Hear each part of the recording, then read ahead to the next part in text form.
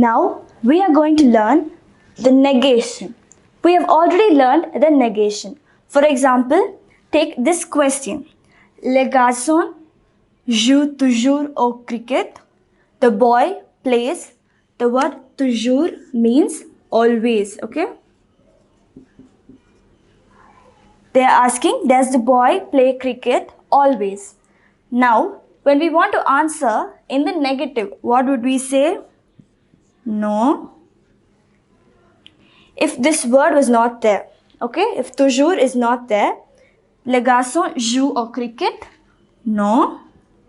Il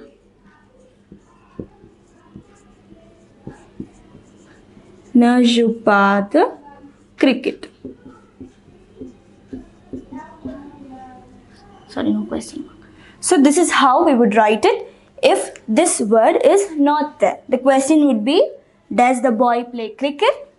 No, he doesn't play cricket.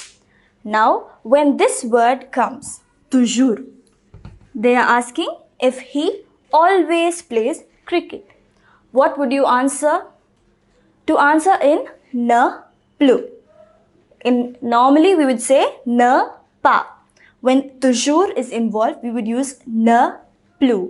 This means no more or not anymore. So how would you write this? Le. This is a question. So first you have to say yes or no. We are going to answer in the negative. So no. Il ne joue plus au cricket. So, instead of pas, we use plus. Toujours is replaced by plus.